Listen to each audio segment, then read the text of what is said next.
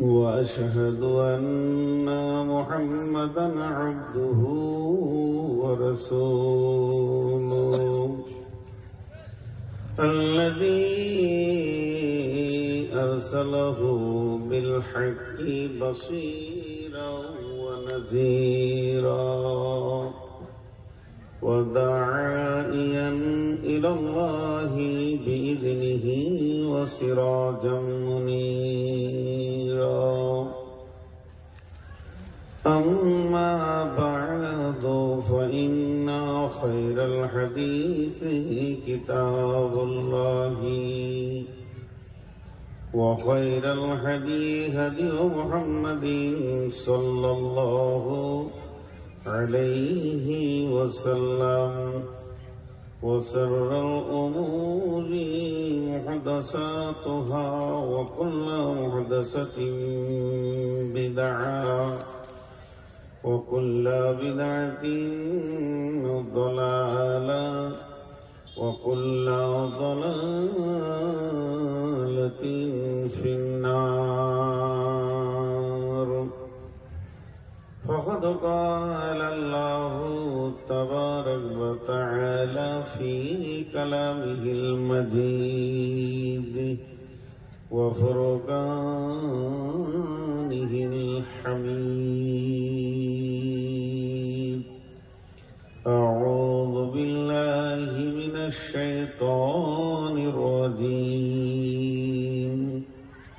الذين آمنوا وهاجروا وجاهدوا في سبيل الله بأموالهم وأنفسهم أعظم درجة عند الله وأولئك هم الفائزون. يبشرهم ربهم برحمة منه رضوان وجنات لهم فيها نعيم مقيم خالدين فيها أبدا إن الله عنده أجر عظيم. بسم الله الرحمن الرحيم. يا أيها الذين آمنوا هل أدلكم على تجارة تنجيكم من عذاب عليم تؤمنون بالله ورسوله وتجاهدون في سبيل الله بأموالكم وأنفسكم ذلكم خير لكم إن كنتم تعلمون. يغفر لكم ذنوبكم ويدخلكم جنات تجري من تحتها الأنهار ومساكن طيبة في جنات عدن ذلك هو الفوز العظيم. وأخرى تحبونها نصر من الله وفتح قريب وبشر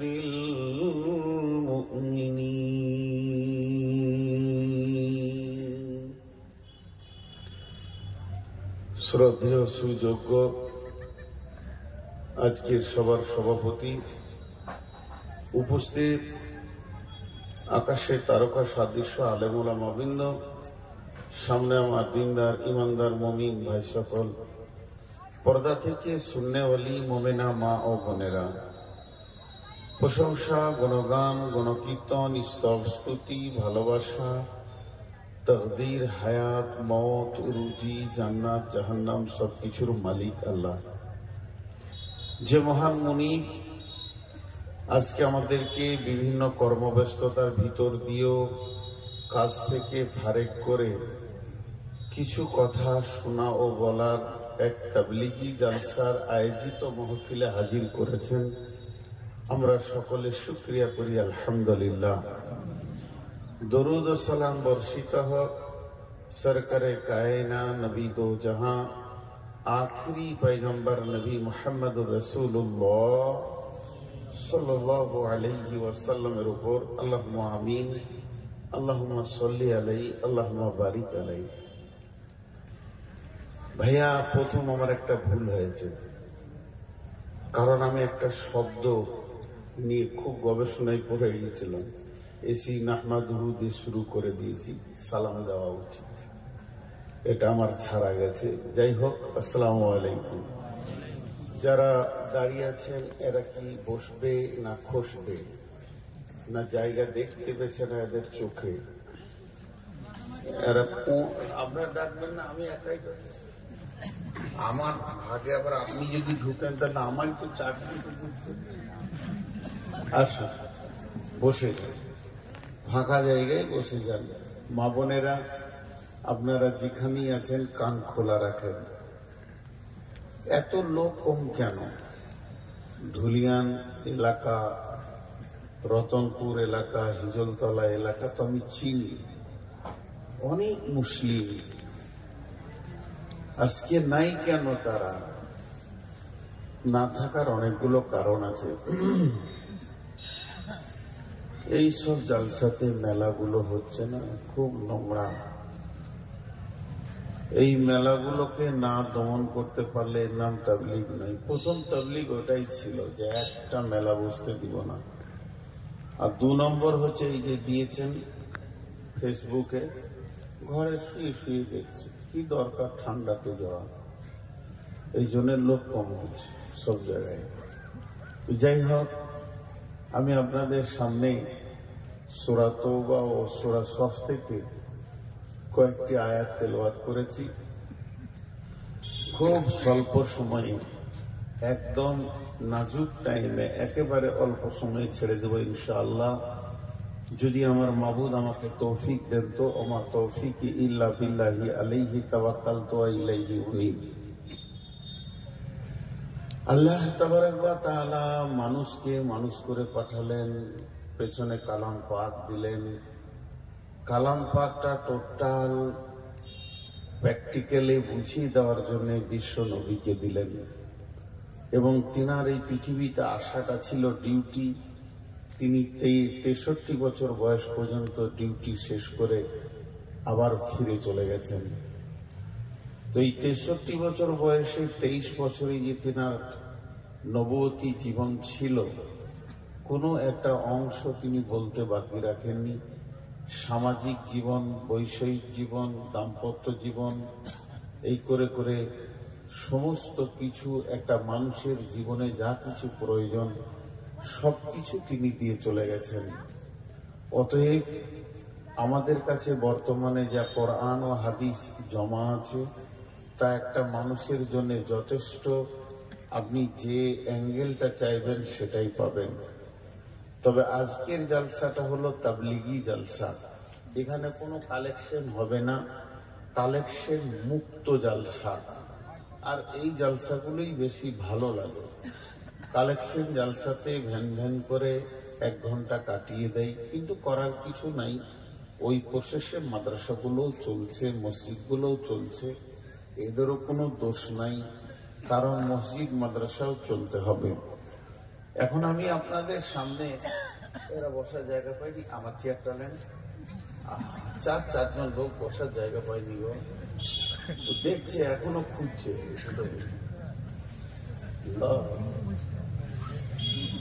আসবে বসবে এটাই জানে, দাঁড়িয়ে থাকবে কেন?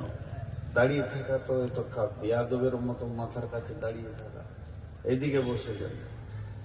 তো যে কথা বলছিলাম, যে আমরা আমাদেরকে দেখি একবার,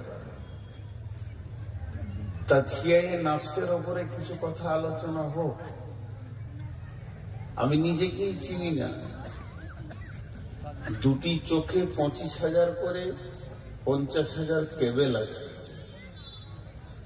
53টা বছর পার করে দিলাম লোককে দেখে, নিজেকে একদিনও দেখিনি। 53টা বছর আমি পার করলাম লোককে দেখে, আর আমার ব্রেনটাকে ক্ষয় করলাম লোকের পেছনে। ও কেমন, ও কেমন, ও কেমন, এ কেমন, সে কেমন, ও খারাপ, ও ভালো। আমি একবারও নিজেকে প্ল্যাটফর্মে চাপাইনি দাঁড়িয়ে যে আমি কোন জায়গায় দাঁড়িয়ে আছি। একটা সেকেন্ডের জন্য আমি টাইম দিইনি। আল্লাহ তাবারাক ওয়া তাআলা কালাম পাকের ভিতরে তার কসম খোর ভঙ্গিগুলো দেখেন। কোন কসম একটা কথা বলার জন্য 11টা কসম খেয়েছেন, কোন জায়গায় 4টা কসম খেয়েছেন, কোন জায়গায় একটা কসম খেয়েছেন, কোন জায়গায় 3টে কসম খেয়েছেন, বিভিন্ন রকম কসম খেয়েছেন। তবে আল্লাহর একটা কথা একটার জন্যই যথেষ্ট। একটা কথা একবারের জন্যই যথেষ্ট। তারপরেও দেখেন আল্লাহ কিভাবে কসম খাচ্ছেন। বিসমিল্লাহির রহমানির রহিম।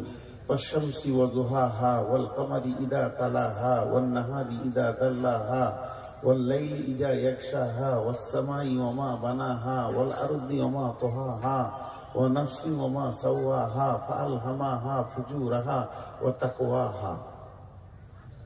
11টা কসম খেয়েছে। এত কসম খাওয়ার দরকার কি ছিল? ছোট্ট একটি কথা বলবেন, তার জন্য 11টা কসম খেয়েছেন। কাদ আফলাহা মান যাক্কাহা ওয়া কাদ খাবা মান দাসসাহা।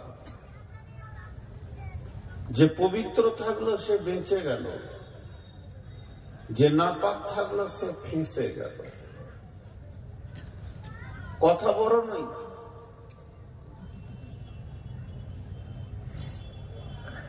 যে পবিত্র থাকলো সে বেঁচে গেল, যে নাপাক থাকলো সে ফেঁসে গেল। আর জালসা করা কি দরকার আছে? শ্রোতাদের ধৈর্য পর্যন্ত চলেন, উঠি গোসল করি। মহিলারা বাথরুমে চলে যাবে সাবান নিয়ে, আপনি আমি নদীতে চলে যাব, গোসল করে গোটা শরীরটাকে পাক করে নিব, বেঁচে যাব, জান্নাতে চলে যাব। জীবনে ফাঁসবো না আমরা। আম্মা জান আয়েশা রাদিয়াল্লাহু তাআলা আনহা রাসূলুল্লাহ সাল্লাল্লাহু আলাইহি সাল্লামকে জিজ্ঞাসা করছেন, ইয়া রাসূলুল্লাহ, সবথেকে বড় পাপ কি? সবথেকে বড় পাপ কি? পবিত্র হওয়াটা কি? বিশ্বনবী বলেন, রুজিকে হালাল করো। এখানে কোন বিয়ে বাড়ি আছে? বিয়ে বাড়ি আছে নাকি? আজ আপনারা বিয়ে বাড়ির পাশে প্যান্ডেল করলেন কেন? তো সব থেকে বড় পাপ হলো কি? নিজেকে হারাম থেকে বাঁচানো। তুমি নিজেকে হারাম থেকে বাঁচাও। শরীরে যদি নাপাক লেগে যায়, গোসল করেন পাক হয়ে যাবেন, ফরজ গোসল করেন পাক হয়ে যাবেন। কিন্তু রুজিতে যদি হারাম ঢুকে যায়, যতক্ষণ পর্যন্ত জাহান্নামের আগুনে ওই অংশটা জ্বালানো হবে, পাক হওয়ার দ্বিতীয় কোনো পানি পৃথিবীতে নেই। সোনা থেকে যেমন খাদকে বের করা হয়, ওইভাবে খাদকে বের করে বাকিটাকে জান্নাতে দেওয়া হয়। কাদ আফলাহা মান যাক্কাহা, যে পবিত্র থাকবে সে বেঁচে যাবে। এর মানে নতুন কাপড় বা আয়রন করা কাপড়, পরিষ্কার কাপড় তা নয়, হারাম মুক্ত কাপড়। পৃথিবীর প্রত্যেকটা নেগেটিভ হলো নাপাক, প্রত্যেকটি পজিটিভ হলো পাক। আল্লাহ যেগুলো কোরআনে হাঁ করেছেন এগুলো পাক। এক কথায় বলা যেতে পারে, নেগেটিভ থেকে বাঁচে, পজিটিভ থেকে জড়িয়ে ধরো। আল্লাহ এটা বলতে চাইছেন। আল্লাহ আমাদের বিবেককে ধাক্কা দিচ্ছেন, বিবেককে নড়াচ্ছেন, বিবেককে নাড়া দিচ্ছেন। ওই রকম দেখেন সূরা ফাজরে কটা কসম খেয়েছেন, ওয়াল ফাজর ওয়ালা ইয়ালিন আসর ওয়াসসাফি ওয়াল ওয়াতর ওয়াল লাইলি ইযা আসর। শেষকালে বলছে হাল ফি যালিকা কাসামুল লিযি হিজর। হিজর শব্দের অর্থ কি?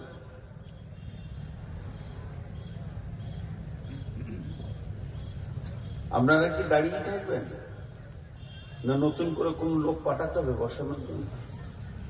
আসলে বসে যেতে হবে, নিজের বিবেককে কাজে লাগান। এই হিজর শব্দ যেটা বলছি ওইটাই ওদেরকে প্রয়োগ করা যাবে। এই যে লোকগুলো এসে দাঁড়িয়ে গেল, হিজর হিজর হিজর মানে হিজড়ে নয়, যারা ভিক্ষা করে ওই হিজড়ে বলে। হিজর বান হচ্ছে বিবেকের চেতনতার ব্রেক। পৃথিবীতে যত ব্রেক আছে, বাইসাইকেল থেকে মোটর সাইকেল নিয়ে 4 চাকা পর্যন্ত, 16 চাকা, 18 চাকা, 100 চাকার গাড়ি, রেল থেকে বিমান পর্যন্ত যত ব্রেক আছে, গাড়িকে যেটা রুখে, এই ব্রেক গুলো ব্রেক নয়, আসল ব্রেক হচ্ছে বিবেক, ড্রাইভারের বিবেক। বাংলাদেশের গাড়ির পেছনে দুটো জিনিস খুব বেশি লেখা থাকে। মদ্যপ অবস্থায় গাড়ি চালাবেন না। আর একটা লেখা থাকে চোখে ঘুম নিয়ে গাড়ি চালাবেন না। মদ্যপ অবস্থায় গাড়ি চালাবেন না, চোখে ঘুম নিয়ে গাড়ি চালাবেন না। দুটো জিনিস লেখা থাকে।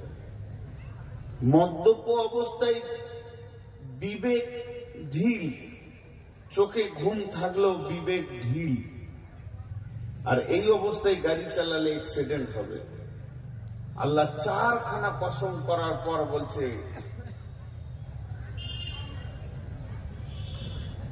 6খানা হচ্ছে মনে হয়, ওয়াল ফজরি ওয়ালা ইয়ালিন আসরি ওয়াসসাফি ওয়াল ওয়াতরি ওয়াল লাইলি ইযা ইয়াসরি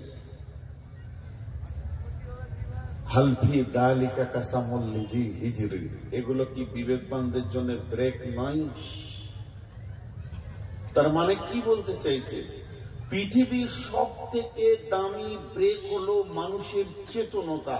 পৃথিবীর সব থেকে দামি ব্রেক ডিস ব্রেক নয়, অয়েল ব্রেক নয়, আপনার কিনা হাওয়া ব্রেক নয়, তেল ব্রেক নয়। যত ব্রেক সৃষ্টি হয়েছে সব থেকে দামি ব্রেক হলো মানুষের নৈতিক চেতনতা। যদি তোমার চেতনতা জেগে যায় তো সব জায়গায় ব্রেক হবে। এখনো আমার গাড়ি কোন হাতে ঢুকছে, এখনো আমার গাড়ি জুয়াতে ঢুকছে, এখনো আমার হাতে সুদের টাকা আছে, এখনো আমি লুচ্চামিগিরি করছি, এখনো আমি মেলাতে ঘুরছি। এই রকম রাত্রিতে যার বাড়িতে জোয়ান মেয়েটা নাই, স্ত্রী নাই, জালসা শোনার নাম করে সে এসে মেলাতে ঘুরছে, তার ব্যাপারে কোনো খবর নেই। তো টোটাল ব্রেক হলো চেতনতা। তোমার কি বিবেকের চেতনতা নাই যে এখনো তোমাকে রুখতে পারছে না? কোন নবী এসে রুখে দিবে না, কোন আলিম এসে আপনাকে ধরে মসজিদে ভরে দেবে না, বলে দেবে এতটুকু। চেতনতা না থাকলে কি করবেন? বিশ্বনবী এইভাবে আঙ্গুল তুলে বলেছিলেন হযরতে খালিদ বিন ওলীদকে, খালিদ খালিদ, তোমার মতো নওজোয়ান বীর বলবান মানুষ, সুচেতন মানুষ, তোমার চেতনতা এত স্বচ্ছ পরিষ্কার, তারপরও খালিদ তুমি কি হকটা বুঝতে পারছো না?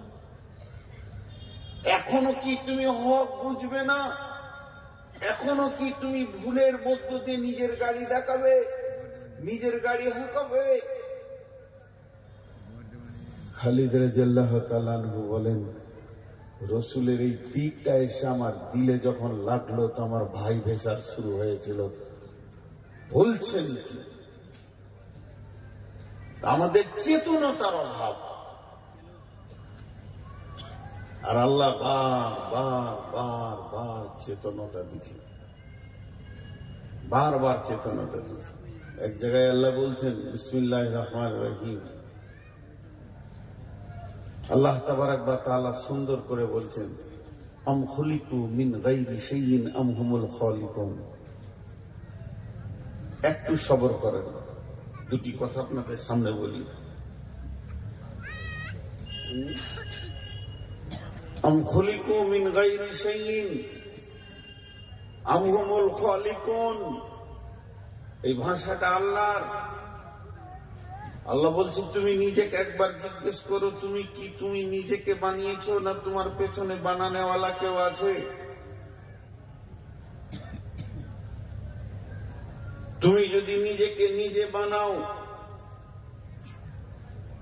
আমি যদি আমার মাবুদ আমি নিজেই হই, নামাজ নাই, রোজা নাই, হজ নাই, যাকাত নাই, হারাম নাই, যেমন যাবে তাই করো, কারণ তোমার মালিক নেই। তুমি এসেছো নিজেই যাবে নিজে। তোমার সবকিছু সুখ শান্তি তোমার নিজের হাতে। তবে জেনে রাখো, তোমাদের পেছনে যদি কেউ পাঠানেওয়ালা থাকে, তোমাদের পেছনে যদি কেউ তোমাকে পাঠিয়েছে, তাহলে তুমি জেনে রাখো তোমাকে যিনি পাঠিয়েছেন তিনি কাজ দিয়ে পাঠিয়েছেন, বিনা কাজে তোমাকে পাঠানো হয়নি এই পৃথিবীতে।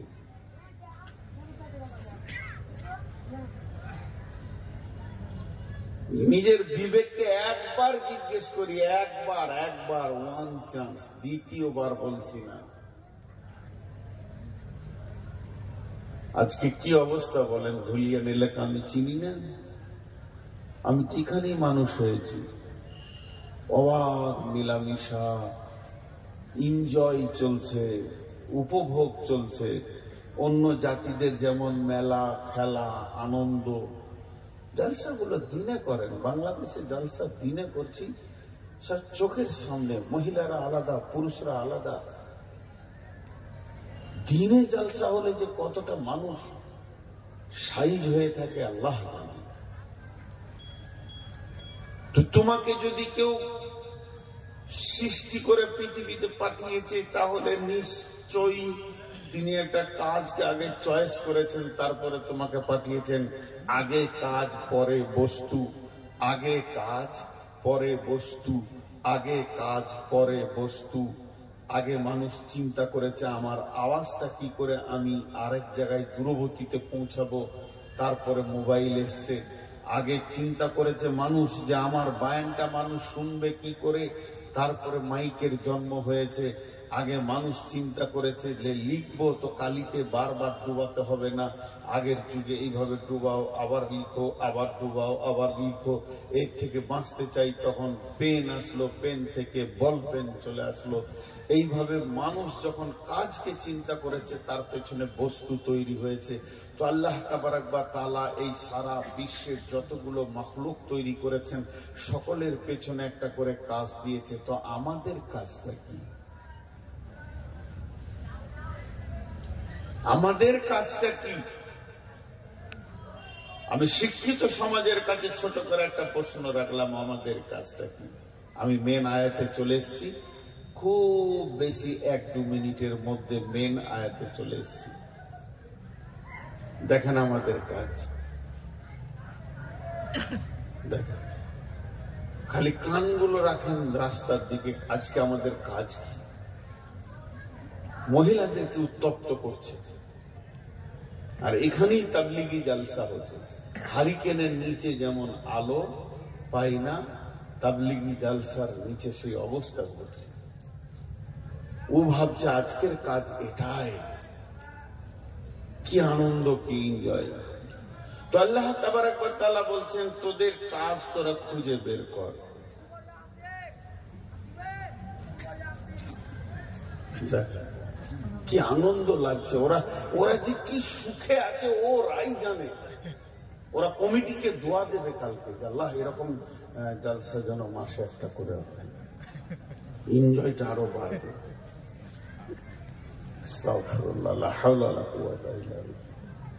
ছোট্ট একটা কথা আপনাদের সামনে বলে আয়াতের দিকে চলে যাচ্ছি। গরুর কি কাজ মানুষ জানে, তার পাছাতে লাঠি মেরে জমি চষে নেয়, তার মাংসকে খায়, তার দুধকে টেনে বের করে, দুধের ভিতরে কি কি ভরা আছে মানুষ বের করে নিয়েছে। ওই দুধেতে দুধ আছে, ছানা আছে, মাখন আছে, ল্যাংচা আছে, চমচম আছে, পান্তুয়া আছে, রসগোল্লা আছে, রসমালাই আছে, আর কি আছে, আর কি আছে, মানুষ বের করেছে।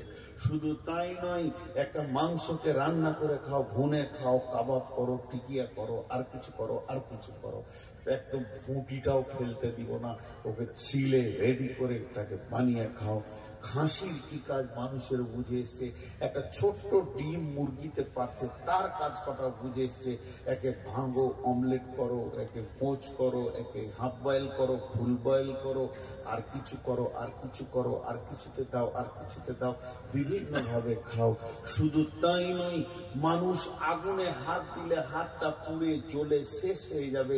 আল্লাহ মানুষকে কত জ্ঞান দিয়েছে, ওই আগুনকে গোলাম বানিয়ে ওভেনে জ্বালিয়ে তার থেকে মাংস রান্না করে খাও, মাছ রান্না করে খাও, মুরগা রান্না করে খাও। সেই আগুনকে গোলাম বানিয়ে তুমি বিরিয়ানি খাও, আর কিছু খাও। আগুন এত শক্ত জিনিস, তারপরও তাকে গোলাম বানিয়ে নিজের আয়ত্তে মানুষ রেখেছে। এই মানুষকে আল্লাহ কত জ্ঞান দিয়েছে, বাঁশকে কেটে নিয়েছে, কত সুন্দর প্যান্ডেল বানিয়ে নিয়েছে এক রাতের জন্য। এই মানুষকে আল্লাহ কত জ্ঞান দিয়েছে, অ্যালুমিনিয়ামের উপরে মেহনত করে 6 ঘন্টায় জেদ্দায় গিয়ে পড়ে যাচ্ছে, 5 ঘন্টায় জেদ্দায় গিয়ে পড়ে যাচ্ছে কলকাতা থেকে। এই মানুষকে আল্লাহ কত জ্ঞান দিয়েছে, তামার উপরে মেহনত করে মহাসমুদ্রকে পাড়ি দিয়ে এক দেশ থেকে আর দেশ চলে যাচ্ছে। মানুষটা 3.5 হাতের, মানুষটার ওজন হবে 45 থেকে 100 কেজি পর্যন্ত, কিন্তু যে জাহাজটা ভেসে যাচ্ছে কয়েক হাজার টন মাল নিয়ে চলে যাচ্ছে। এই মানুষকে আল্লাহ কত ব্রেন দিয়েছে যে হাওয়াকে দেখা যায় না, চোখ দিয়ে দেখা যাবে না, দূরবীন দিয়ে দেখা যাবে না, সেই হাওয়াকে ফাঁকা থেকে টেনে চেম্বারে ভরে, আবার পাইপ দিয়ে, ভোলপিন দিয়ে, ডাম্পারের চাকে ভরে দিয়ে 63 টন মাল তার ঘাড়ে চাপিয়ে দিয়ে পাকুড় থেকে পাথর নিয়ে কলকাতা পৌঁছিয়ে দিচ্ছে। শালা হাওয়াকেও গোলাম বানিয়েছে। মানুষ খালি নিজের কাজটা খুঁজে পায়নি, নিজেরটা পায়নি, নিজেরটা 3টে পেয়েছে, খাও, কামাও, আর বাচ্চা পয়দা করো। 3টে কাজ খুঁজে পেয়েছে। যত পারবে খাও, হারাম হালাল দেখতে হবে না, যত পারবে ইনকাম করো, আর সারা রাত মেশিন চালিয়ে 2-4টা বাচ্চা তৈরি করে দাও, তুমি কামিয়াব। এই তো আমাদের জিন্দেগির মানদণ্ড তৈরি করেছে। আল্লাহ তাবারক ওয়া তাআলা বলছেন, বিসমিল্লাহির রহমানির রহিম,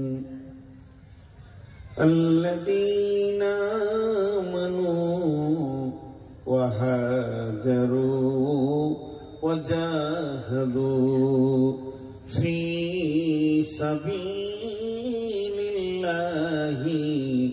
বিআমওয়ালিহিম ওয়া আনফুসিহিম।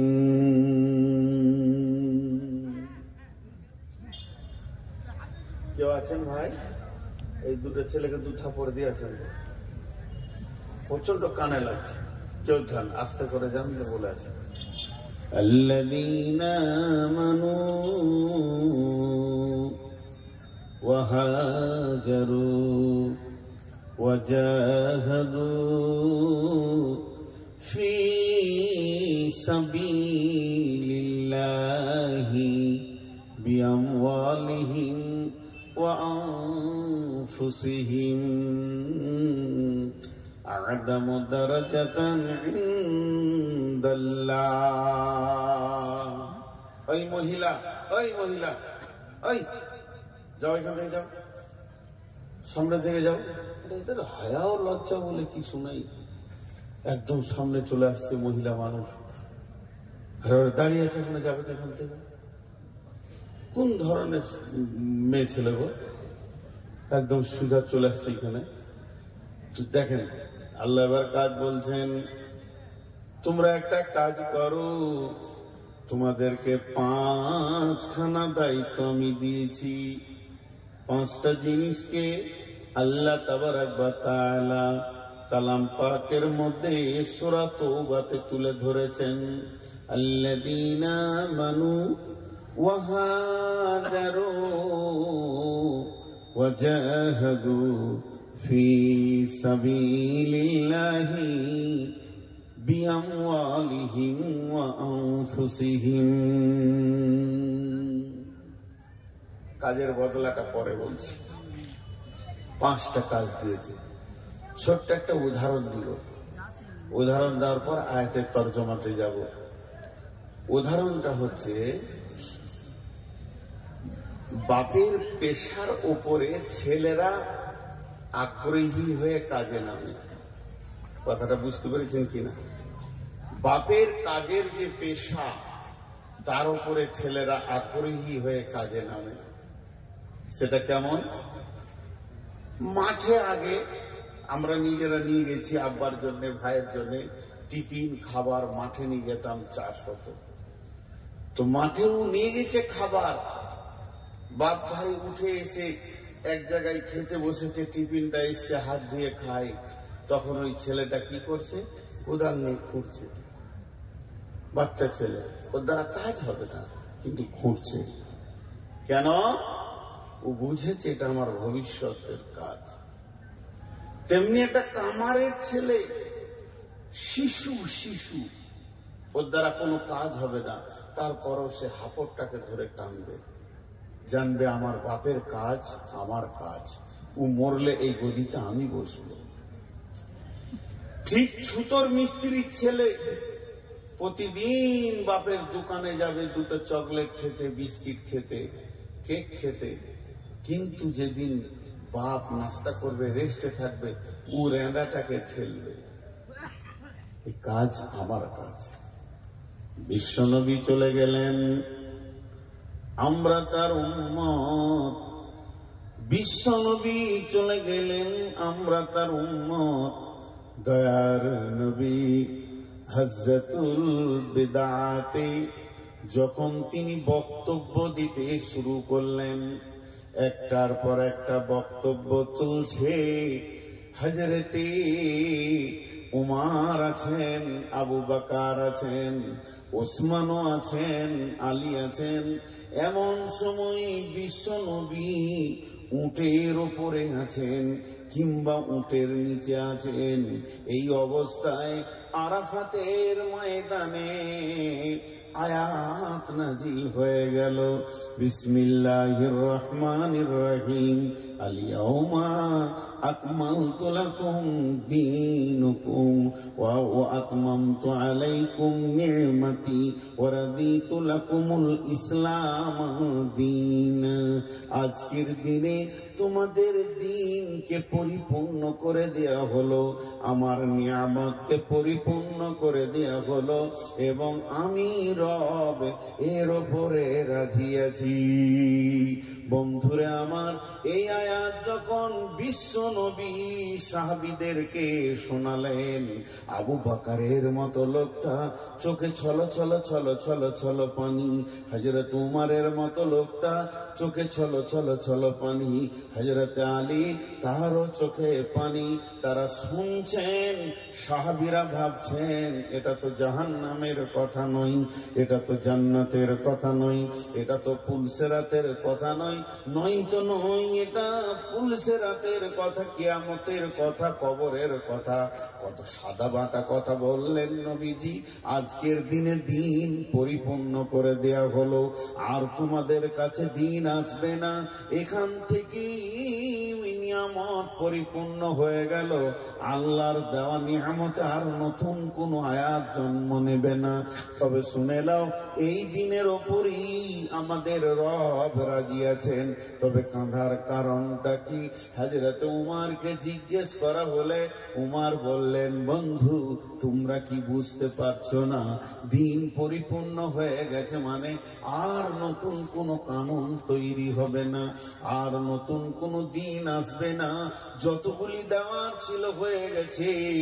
এখন এই দিন পেছনের দিকে যাবে আর সামনের দিকে বাড়বে না। তার মানে একটা মিস্ত্রি যখন গ্রিল তৈরি করে, যতক্ষণ তৈরি করতে থাকে গ্রিলটার ওজন বাড়ে। যেদিন কমপ্লিট হয়ে যায় সেই দিন থেকে ক্ষয় হতে শুরু হয়। তার মানে বিশ্বনবী যে মাপের দিন, যে কাটিং এর দিন, যে স্ট্রাকচারের দিন আমাদেরকে দিয়ে চলে গেলেন। এই দিনটা আর 20 বছর পর এত সুন্দর আমরা পাবো না। ক্ষয় হতে হতে ক্ষয় হতে হতে ক্ষয় হতে হতে এটা এমন একটা এগিয়ে লেগে যাবে। হযরত আবু বকরকে জিজ্ঞেস করা হয়, আবু বকর তুমি কেঁদেছো কেন?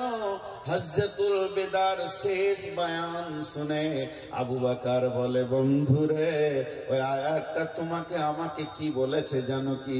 ওই আয়াতটা বলেছে বিশ্বনবী এসেছিলেন একটা পরিপূর্ণ ডিউটি নিয়ে, তাকে পাঠানো হয়েছিল, এমনি এমনি পাঠানো হয়নি। এর পেছনে বৃহত্তর আল্লাহর উদ্দেশ্য ছিল, সেই উদ্দেশ্য পূরণ হয়ে গেছে। তার মানে নবীজি আর মদিনায় থাকবেন না, মক্কাতেও পাওয়া যাবে না, সমস্ত কিছু থেকে যাবে। নবীজির বিদায়ের বক্তব্য ওখান থেকেই পাওয়া যায়। বিশ্ব নবী এবার বিদায় নেবেন, আর রসুলের চেহারা দেখতে পাবো না। বন্ধুরে, সেই দিন যেন আমাদের কাছে বিলুপ্ত হতে চলেছে, বিদায় নিতে চলেছে আপনার আমার হাত থেকে। তাই সেই হজ্জাতুল বেদাতে শেষ বক্তব্য ছিল বিশ্ব নবীর, হে আমার আল্লাহ, আল্লাহুম্মা শাহাদ, আল্লাহ তুমি সাক্ষী থাকো, তুমি সাক্ষী থাকো, তুমি সাক্ষী থাকো। এই পর্যন্ত নয়, হজ্জাতুল বেদাতে বিশ্ব নবী যখন বক্তব্য রাখেন, লোক সংখ্যা কত ছিল, সাহাবা সংখ্যা কত ছিল, শিষ্য সংখ্যা কত ছিল? কম বেশি 1.5 লক্ষ সাহাবা সংখ্যা ছিল। এতগুলো সাহাবাকে ছেড়ে দিয়ে বিশ্ব নবী বললেন, তোমরা যারা আমার সামনে আমাকে পেয়েছো, যারা আমাদের এখানে হাজির হয়নি, আমার আনিত দিনকে তাদের কাছে পৌঁছে দাও। এই দায়িত্বটা দিয়ে আমি নবী মুহাম্মদ সাল্লাল্লাহু আলাইহি সাল্লাম হজ্জাতুল বেদা থেকে বিদায় নিলাম। তার মানে একটা বৃহত্তর দায়িত্ব পড়ে গেল আমাদের দিনকে পৌঁছানোর। এই এই এই এই চাওয়ালা, এক কাপ না, তাহলে আমার গান বন্ধ করে আমি উঠে চলে যাই, যে তোমরা চা খাও। একদম না, ওটা কোন ধরনের কমিটির আজকে কি হবে? তাহলে বাইন বন্ধ,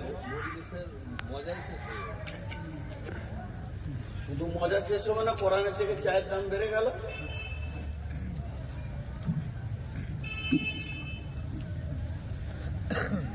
তো হযরতুল বেদা থেকে বিশ্বনবী বিদায় নিয়েছেন, তারপরে মদিনায় ইসফাত হয়েছেন অনেকদিন পরে, সেটা কথা নাই, এটা ওনার শেষ হজ ছিল। তো দিন আমানত, দিন আমানত, দিন আমানত, দিন পৌঁছাতে হবে। ওই জন্যই আয়াতটা আল্লাহ বলছেন। দুটা মজার কথা শুনিয়ে দিই। একটা সাহাবীদের জামানা, একটা এখনকার 2023 না 22 হবে, 22 হবে। দুটি ঘটনা। হযরত আবু বকর যখন ঈমান আনে, কালেমা শাহাদাত করে, রসুলের হাতে হাত দিয়ে, সময়টা ছিল সন্ধ্যার সময়, ঠিক ধরেন মাগরিবের পরে পরে হযরত আবু বকর গিয়ে রসুলের কাছে কালেমায়ে শাহাদাত বলেন, আশহাদু আল্লা ইলাহা ইল্লাল্লাহ ওয়া আশহাদু আন্না মুহাম্মাদান আবদুহু ওয়া রাসূলুহু। ওনার বিজনেসটা ছিল ফেরি, কাপড়ের বিজনেস, টলাই টলাই ঘোরা, টলাই টলাই ঘুরে কাপড়, জামা, পোশাক বিক্রি করতেন। 24 ঘন্টা পর রসুলের কাছে আসছেন, কালেমা পরে রাতে ঘুমিয়েছেন, সকালে কাপড়ের বোঝা নেই, রতনপুরের গলি গলি ঘুরছে, কাপড় নেবে, কাপড়, হ্যাঁ কাপড় নেব, হেই আল্লাহকে ধরে। তো সন্ধ্যার সময় আবার রসুলের কাছে ফিরছেন। যখন রসুলের কাছে ফিরছেন তখন 10 জন নতুন কালেমাওয়ালাকে নিয়ে, কালেমা পড়িয়ে 10 জন নতুন মুসলমান নিয়ে যাচ্ছে। সাহাবীরা সব রসুলের কাছে কালেমা পড়েনি, সাহাবীদের ভিতরেও কালেমা পড়ানো হয়েছে। 10 জন নিয়ে যাচ্ছেন। আর আল্লাহ রসুলকে যে খুশিতে বলছেন, রাসূলুল্লাহ এই 100 দিরহাম 100 দিনার যেটা হয়েছে এটা আমার দুনিয়া, আর এই 10টা আমার আখিরাতের ফসল। সে কালেমা পড়েছে সন্ধ্যায়, পরের দিনে তার কি কাজ বুঝে এসেছে, আমাদের বুঝে আসেনি। 30 বছরের মুসলমান, 40 বছরের মুসলমান, 50 বছরের মুসলমান, 70 বছরের মুসলমান, কিন্তু আমাদের বুঝে আসেনি। তবে আমাদের একটা জিনিস বুঝে এসছে, বেলা 12টায় বিয়ে পড়ানো হয়েছে, এবার শ্বশুর ঘর কবর আসতে হবে তো বলতে হয়। ওটা খুব সুন্দর বুঝে এসেছে যে আমার বিয়ে পড়ানো হয়েছে মানে আর কামাই দিলে হবে না, কাজ চালু করে দিতে হবে। এদিকটা আমাদের বুঝতে অসুবিধা নেই, বুঝতে অসুবিধা হয়েছে আমি একজন মুসলমান, আমার কাজ কি। জি। আর এই 24 সালে যে ঘটনাটা বলছি, এটা এই নদিয়ার ঘটনা। কাটোয়ার নদীতে পার হয়ে, দেবগ্রাম পার হয়ে ডান দিকে একটা মসজিদ আছে। ড্রাইভারকে বললাম গাড়িটা দাঁড় করা। মাগরিবের নামাজ ছিল, আল্লাহর হুকুম সেদিন আবার একটা জানাজাও ছিল মসজিদে। লোক প্রচুর, মসজিদের বার ভিতর পুরা ভর্তি হয়ে গেছে। আমি এক কোণে নামাজ পড়লাম, ইমাম সাহেব সালাম ফিরল।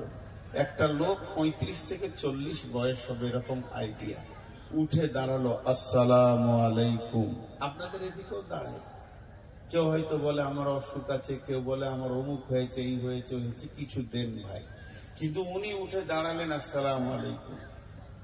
আউযু বিল্লাহি মিনাশ শাইতানির রাজীম, বিসমিল্লাহির রহমানির রহিম। আমরা যে যা কাজ করব বিসমিল্লাহ বলে কাজ করব। আল্লাহ আমাদেরকে তৌফিক দেন। বসে গেল, কিছু চাইলাম না, কিছুই না।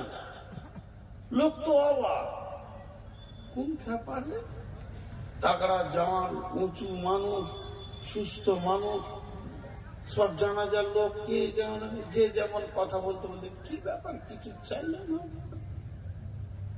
লোকটাকে জিজ্ঞেস করা হলো পরে, আমরা অনেক লেটে বের হয়েছে, 8-10 জনকে ধরলো, ভাই কি ব্যাপার, তুমি কি বলতে চাইছো? বলছে আমি একজন মুসলিম, গত 3 দিন হলো নতুন কালেমা পড়েছি। আমি মাস্টার্স কোর্সের ছেলে, MA পাস করা ছেলে। আমি শুনেছি এবং আমি বই পড়েছি, বিশ্বনবী বলেছেন তুমি যতটা জানো অতটা লোককে প্রচার করো। আমি 2 দিনে শুধু বিসমিল্লাহটা শিখেছি, ওটার প্রচারেই আমি নেমে গেছি।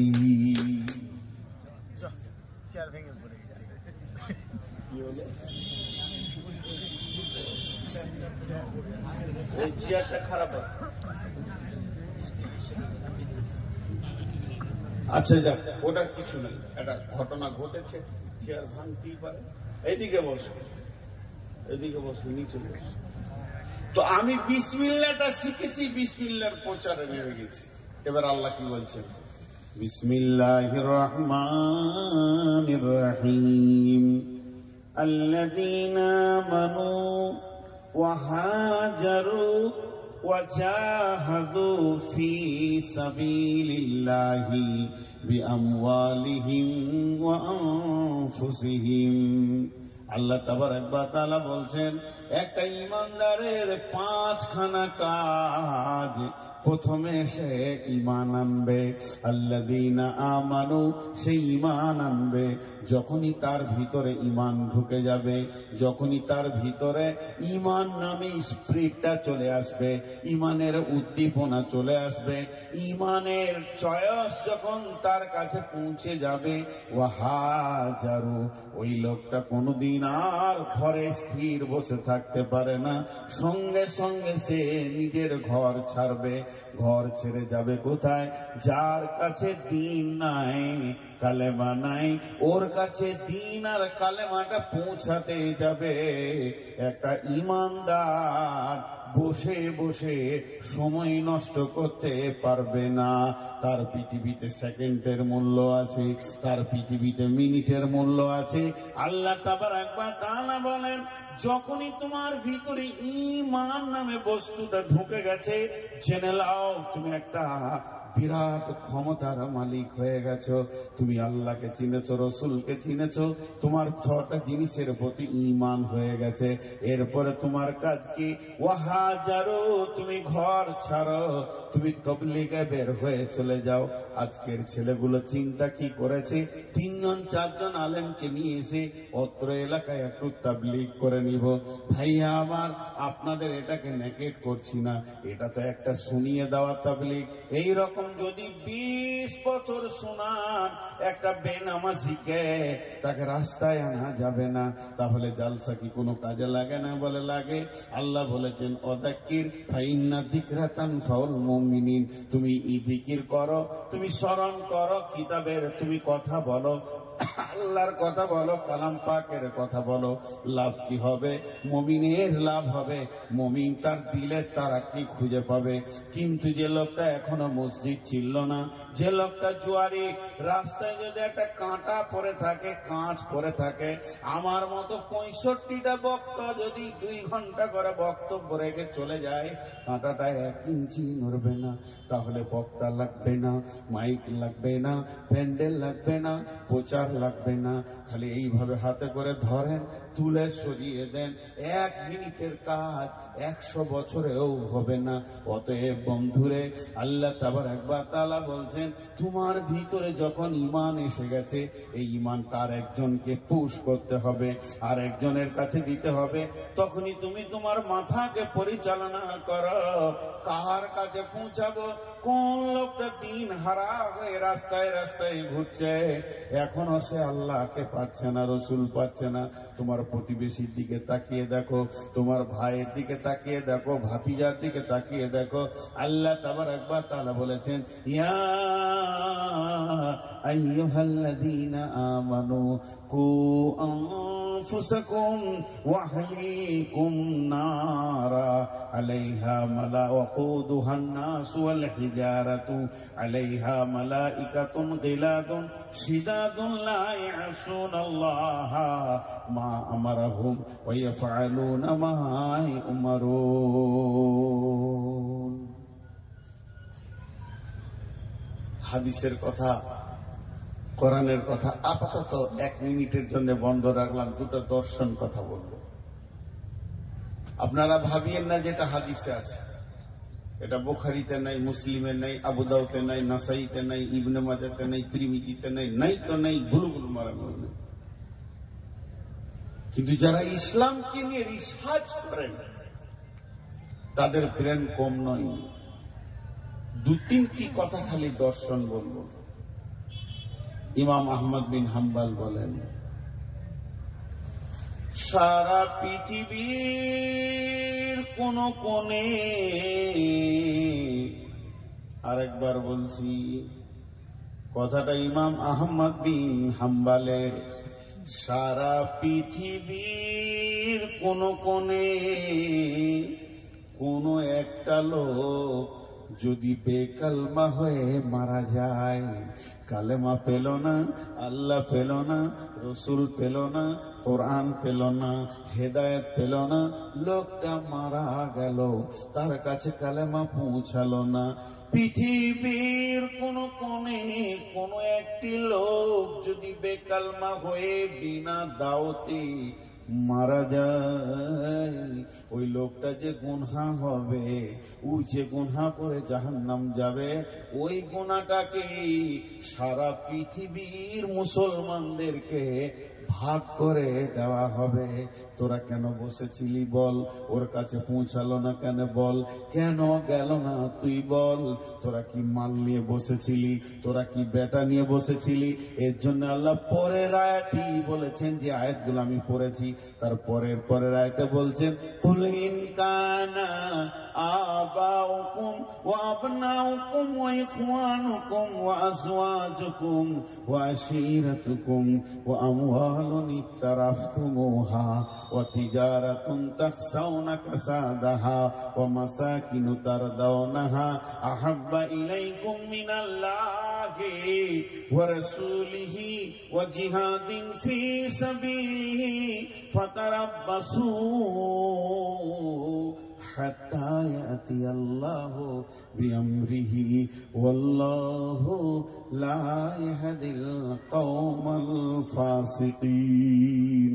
আল্লাহ তাবারক ওয়া তাআলা কত সুন্দর করে বলছেন, তুই তোর বাপকে, তোর সন্তানকে, তোর ভাইকে, তোর বিবিকে, তোর বন্ধুকে, সঞ্চিত মালকে, চাকরি বাকরি, গাড়ি বাড়ি, ব্যবসা বাণিজ্যকে, এবং যে ঘরটা বানিয়েছিস সেই ঘরটাকে 8 জনকে মহব্বত দিলি। মহব্বত তোর কাছ থেকে 3 জন পেল না, সময় পেল না, তোর সময় কোলালো না, তোর সময় জুটলো না, তুই সময় দিতে পারলি না। সেই 3 জনকে আহাব্বা ইলাইকুম মিনাল্লাহি, আল্লাহকে দিতে পারলি না, ওয়া রাসূলিহি, রাসূলকে দিতে পারলি না, ওয়া জিহাদিন ফি সাবিলিহি, আল্লাহর দ্বীনকে আগে বাড়ানোর জন্য যে তোকে মেহনত লাগবে, ওই মেহনতে সময় দিতে পারলি না। পেরেছিস আব্বাকে, পেরেছিস ভাইকে, পেরেছিস বন্ধুকে, পেরেছিস সন্তানকে, পেরেছিস বিবিকে, সময় দিয়েছিস অট্টালিকা ঘরের পেছনে, সময় দিয়েছিস ব্যবসা বাণিজ্যের পেছনে, সঞ্চিত মালের পেছনে দৌড়ে সময় দিয়েছিস। আজান হচ্ছে এখন চুপ থাক, আমি ব্যাংকে আছি। আজান হচ্ছে আমি এখন দোকানে আছি। আজান হচ্ছে আমি এখন বাড়ির রাজমিস্ত্রি নিয়ে ব্যস্ত আছি, তুই চুপ থাক। দিতে পারলি না। আল্লাহ বলছেন ফাতারাব্বাসু, অপেক্ষা করো, হাত্তা ইয়াতি আল্লাহ বিআমরিহি, অতদিন পর্যন্ত অপেক্ষা করো যতদিন পর্যন্ত আল্লাহর হুকুম তোমাদের কাছে না পৌঁছিয়েছে। ওয়াল্লাহু লা ইয়াহদিল কওমাল ফাসিকিন, আল্লাহ ফাসিকদেরকে কোনদিন হেদায়েত দেন না, হেদায়েতের দ্বার উন্মুক্ত করেন না। আর একটা দর্শন কথা আপনাদেরকে শোনাই, আর একটা দর্শন কথা শোনাই। তার আগে একটা ছোট্ট উদাহরণ দিব। চায়ের দোকানে একটা ছেলে খিস্তি করে গালাগালি করছে। হঠাৎ একজন বলছে যে না রে, ওটা অমুক প্রফেসরের ছেলে। তখন আর একজন বলছে হতেই পারে না। খুব কনফিডেন্সের সঙ্গে বলছে, আত্মবিশ্বাসের সঙ্গে বলছে, ওর ছেলে এত নোংরা হবে, হতেই পারে না। পরবর্তীকালে গোপনে নিবিড়ে খবর নেওয়া হলো, ওটা প্রফেসর সাহেবের ছেলে নয়, ওর শালি যেটা মারা গেছে তার ছেলে। এর কাছে মানুষ হচ্ছে কাউকে বুঝতে দেয়নি। তো এর কনফিডেন্সটা এমন ছিল কেন? বলে ওর বিচে তো এত নোংরা মাল হবে না। এটা উদাহরণ দিলাম। ঠিক একজন দার্শনিক বলছে, বেনামাজি, চোর, লম্পট, দাগাবাজ, সুদারু, জুয়ারি, তারপরে রান্ডি, বেশ্যা, এদেরকে দেখে যদি কারো কলিজাটা না ফাটে, উফ উফ, লোকটা জাহান্নামের দিকে চলে যাচ্ছে, চোখে পানি না আসে। রোগটা দেখেন, এই লোকগুলোকে দেখে ওর কলিজা ফাটছেও না, চোখে পানি আসছেও না। বলছে তুমি খুঁজে দেখে লাগাও, লোকটা রসুলের উম্মত নয়, উম্মতের লিস্টে ওর নাম নেই। কোন দিকে যাবে? হ্যাঁ, কোন দিকে যাব? হায়া সরব লজ্জা বিক্রি করে আছে।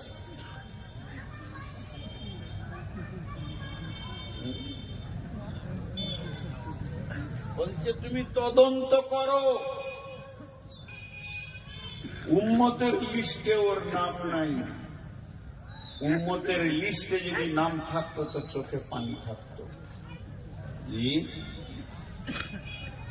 বিধর্মী লাশ যাচ্ছে, চলে গেল লাশটা, আল্লাহ রসুলের চোখ দিয়ে পানি।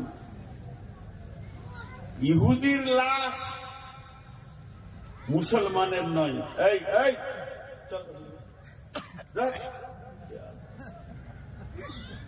বুকে এসে বসছে, লোকগুলোকে পেছনে পড়ে দিয়েছে। কোন মাসে পড়ে গেছে?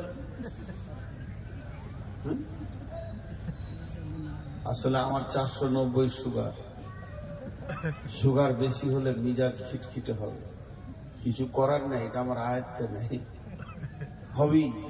কেউ লোকে দেখলে বকবো, কারণ রিং টাল যখন সাইকেল এনেছেন তখন খচর খচর শব্দ হবেই।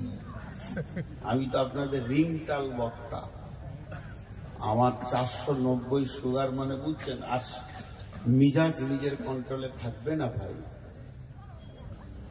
এটা কিছু করার নাই, এটা রোগ, মেনে নিতে হবে।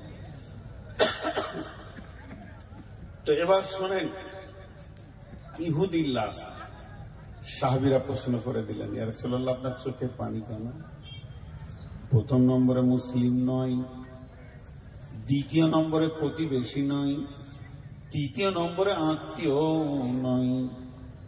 মুসলিম নয়, আত্মীয় নয়, প্রতিবেশী নয়, তিনটি দরদের কোনো একটা অ্যাঙ্গেল থেকে ওকে পাওয়া যাচ্ছে না। লাশটা তো চলে গেল, আপনি কাঁদলেন কেন? বিশ্বনবী বললেন, হে আমার সাহাবীরা, যদি কালেমা পড়ে নিত তো আগুন থেকে বেঁচে যেত। বিশ্বনবীর কাছে খিদমতে একটা যুবক থাকতো, ছোট ছেলে, যুবক লয়, শৈশব কৈশবের বাচ্চা। দাঁতনটা এনে দিত, জুতোটা সোজা করে দিত, উজুর পানি এনে দিত। তিনি একাই নবীকে এত ভালোবাসতেন। ওই ছেলেটা হচ্ছে ইহুদিদের ছেলে, মুসলিমের ছেলে নয়। বাই নবীজি শুনতে পেলেন ছেলেটি দুদিন আসেনি। হয়েছে কি? বলে অসুস্থ হয়ে বাড়িতে পড়ে আছে। নবীজি বললেন চলো যায়। সাহাবারা জালাম মাজমাইনদেরকে সঙ্গে করে নিয়ে ছেলেটিকে দেখতে গেলেন। ছেলেটি বিছানায় পড়ে আছে, আপ করছে, আর জীবনের মাত্র কয়েকটা সেকেন্ড গুনছে, এরপরে সে পৃথিবী থেকে বিদায় নেবে।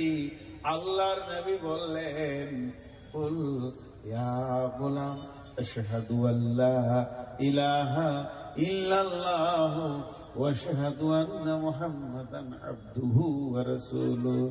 হে যুবক, হে বাচ্চা, ওরে গোলাম, তুমি একবার কালেমা শাহাদাতের সাক্ষী দাও, তাহলে তুমি জাহান্নাম আগুন থেকে বেঁচে যাবে। ছেলেটা দেখছে আমি ইহুদি, আমার বাপ ইহুদি, আমার বংশ ইহুদি, আমার গোষ্ঠী ইহুদি, আমি তো নবী মুহাম্মদকে ভালোবাসি। ছেলেটার বাপ ছেলেটার পায়ের কাছে দাঁড়িয়ে আছে। এমন সময় ছেলেটি একবার রাসূলের দিকে তাকাচ্ছেন, আর একবার বাপের দিকে তাকাচ্ছেন। কোন দিকে যাবো রে বাবা, তাল খুঁজে পাই না। এমন সময় ছেলেটির বাপ বলে দিল, বেটা, আবুল কাসেম যেটা বলছে ওটা তুমি করো।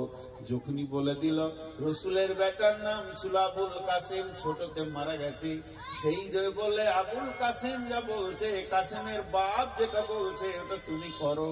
ছেলেটি বলল, আশহাদু আল্লাহ ইলাহা ইল্লাল্লাহু ওয়া আশহাদু আন্না মুহাম্মাদান আবদুহু ওয়া রাসূলুহু। আর সঙ্গে সঙ্গে ছেলেটি মারা গেল। যখনই মারা গেল, বিশ্বনবী সাহাবীদেরকে নিয়ে বের হয়ে আসছেন ঘর থেকে, আর বলছেন ছেলেটি চিরদিনের জন্যে জাহান্নামের আগুন থেকে বেঁচে গেল। বন্ধুরা আমার, শিক্ষা কোথা থেকে শুরু? আহাত থেকে লাহাত শিক্ষা তো শুরু হয়ে গেছে আলামে আরওয়াতে, আলাস্তু বিরাব্বিকুম। যেদিন জন্ম নেবেন কনে আজান পড়ে যাবে, আর মওতের আগে পর্যন্ত শিক্ষা রয়েছে। তাবলীগ ওই রকম ধরনের বন্ধুরে, তাবলীগ এত গুরুত্বপূর্ণ জিনিস। তাবলীগ বয়স মানে না, যেদিন পৃথিবীতে আসবেন কানে তবলিগ পড়ে যাবে, আজান হয়ে যাবে। তবলিগের এত গুরুত্ব আছে, তাই বিশ্বনবী বললেন কালেমা পড়ে নাও। হযরত উমরের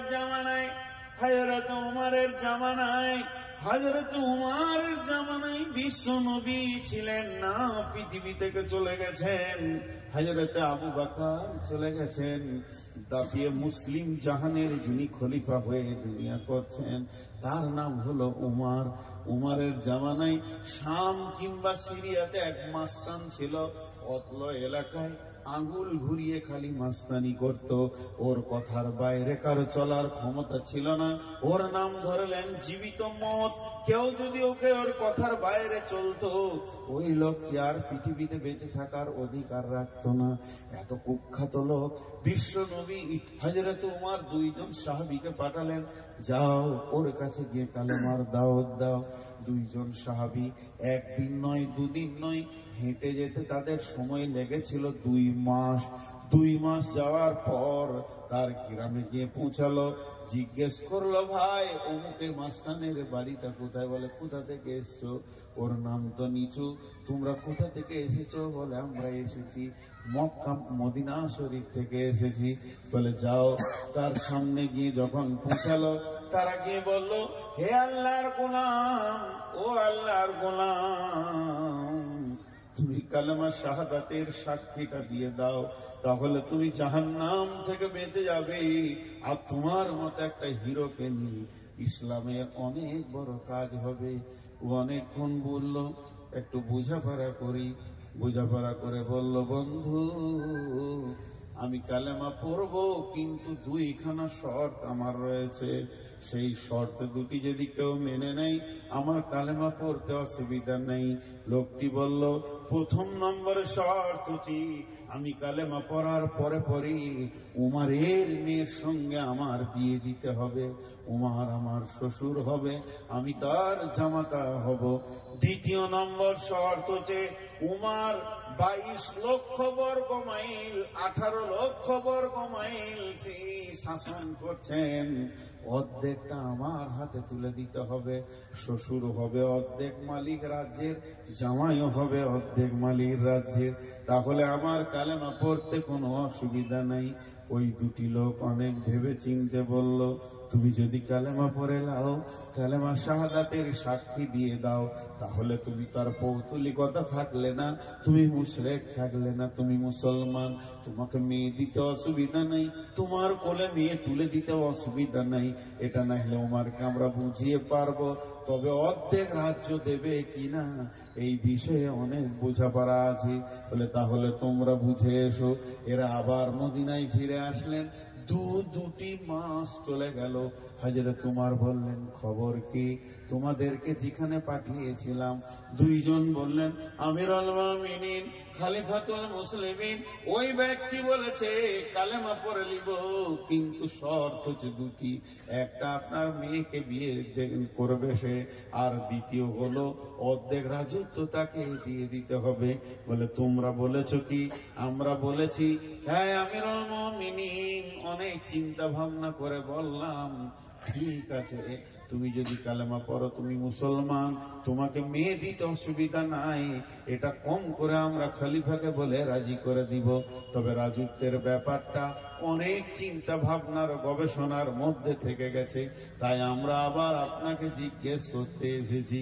হযরত উমর বললেন, তোমরা ভুল করেছো, যাও আবার ফিরে যাও। আমি মেয়ের বিয়ে তো দিবই দিব, কালেমা পড়লে তাকে আমি মেয়ের বিয়ে দিয়ে দিব। আর 2 নম্বর, তাকে অর্ধেক রাজত্ব কেন, সলিড ইমানদার যদি হয় সমস্ত রাজ্যের মালিক তাকেই বানিয়ে দেব। যাও, তুমি আবার যাও। এরা দুজন আবার 2 মাসের পথ হাঁটতে শুরু করলেন।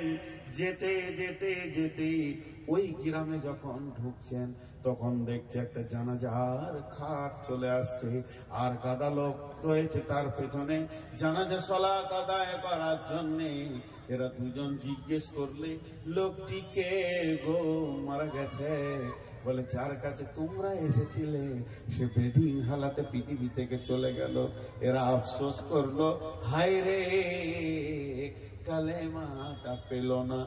একটা কালেমা, একটা কালেমা, একটি কালেমা একটি মানুষের কাছে পৌঁছানোর জন্য দুইজন মানুষ 6 মাস হেঁটে দিয়েছে, তাদের জন্য কোনো অসুবিধা হয়নি। আমার মতো বেঈমান মুনাফিক যে বিছানায় আমি শুয়ে রয়েছি, ওই বিছানায় আমার বউটা হলো বেনামাজি, আমার ভাতিজা হলো বেনামাজি। ফজরের আজানে আমি লাঠি নিয়ে টুক টুক টুক টুক করে মসজিদ চলে গেলাম। জোয়ান বেটা, জোয়ান বৌমা নাক ডাকিয়ে ঘুমাচ্ছে। বেঈমান একজন কালেমা নাই তাদের কাছে, দিন নাই তাদের কাছে, সালাতে নাই। আমরা কোনো চিন্তা করি না। আল্লাহ তাবারাক ওয়া তাআলা বলছেন, এ ডিউটি কি আমি তোদেরকে দিইনি? এটা কি তোদের জন্য আমার আমানতের খেয়ানত তুমি করনি? এর জন্য 3 নম্বর দার্শনিকের কথাটা কান করে শোনেন। 3 নম্বর দার্শনিক বলছে, যারা দাওয়াতের কাজ করে না, দিনকে লোকের কাছে পৌঁছায় না, দিনকে লোকের কাছে পৌঁছায় না, তারা কান করে শুনে লাও, কঠিন কিয়ামতের দিনে যখন বিচার চলবে, এটা মুশরিকের দল, এটা কাফেরের দল, এটা ফাসিকের দল, এটা জালেমের দল, এটা কিনা দল, নানা রকম দল আছে। এর ভিতরে একটা দল আছে যারা আমানতের খিয়ানতি করেছে, মানুষের মাল মেরে খেয়ে নিয়েছে, চুরি করেছে, আমানতের খিয়ানতি করেছে, আমানত ঠিক মতো পৌঁছাতে পারেনি। যারা দাওয়াতের কাজ করে না, মানুষের কাছে তবলিগ পৌঁছায় না, তাদেরকে আমানতের খিয়ানতকারীর দলে কিয়ামতের মাঠে তোলা হবে।